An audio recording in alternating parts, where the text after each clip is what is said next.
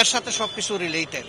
যারা গুলি করেছে তারা দুর্বৃত্ত, এইভাবে গুলি করার অধিকার কাউকে কারণেই, প্রতিবাদ করতে হয়ে করবে। আমরা কোনো ধরনের বিশৃঙ্খল পরিস্থিতিকে কখনো সমর্থন করি না এবং করব না।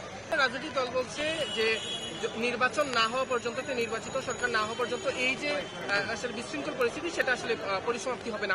এটা সবসময় সঠিক না। নির্বাচিত সরকার বলেই তো যারা 15 বছর ছিলেন তারাই তো এই দেশের এই অবস্থা বাজিয়েছেন। তো সরকার নির্বাচিত হলে গেলেই যে ভালো সরকার হবে এটা বলা যাবে না। আমি আগেই বলেছি যে ভালো সরকার হতে হলে ভালো মানুষের দ্বারা সরকার গঠিত হতে হবে। এই জন্য অতীত যার ভালো, বর্তমান যার ভালো, আশা করা যায় ভবিষ্যৎ তার ভালো হবে। কখনো একটু ভালো হয়েছে, কখনো খারাপ হয়েছে। খুব ভালো কখনো ছিল না, খুব ভালো কখনো হবে না যতক্ষণ পর্যন্ত রাজনৈতিক নেতৃবৃন্দের সিদ্ধান্ত সঠিক না হবে।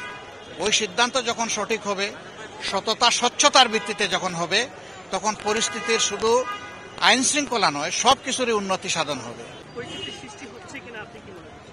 নির্বাচন তো আমরা সবাই চাই, পরিস্থিতি সৃষ্টি তো করতেই হবে।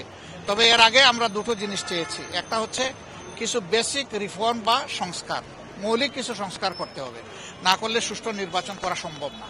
এই অবস্থায় যদি একটা নির্বাচন দেওয়া হয়, এটা নির্বাচনের জেনোসাইড, নির্বাচন গণহত্যা হবে। আমরা এটা চাই না। আমরা চাই গণহত্যার পরে একটা সুষ্ঠু নির্বাচনের পরিবেশ সৃষ্টি করে তারপরে নির্বাচন দেবে। আমার তিনটা স্ট্যাটাস যদি আপনারা দেখেন তাইলে উত্তর পেয়ে যাবেন।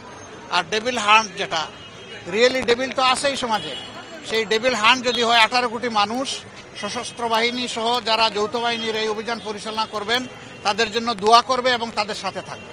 সত্যিকারের ডেভিলটা যদি হান্ট হয়।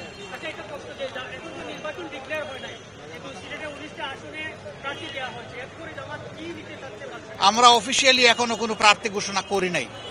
এটা আমাদের প্রাথমিক সিলেকশন। ইলেকশন বহু সামনে রয়ে গেছে, অনেক দূর। ইলেকশন যখন কাছে আসবে তখন আমরা ফাইনাল সিদ্ধান্ত নেব। তখন যাদেরকে বিভিন্ন আসনে নমিনি হিসেবে দেওয়া হবে বা ক্যান্ডিডেট হিসেবে দেওয়া হবে তারাই ক্যান্ডিডেট।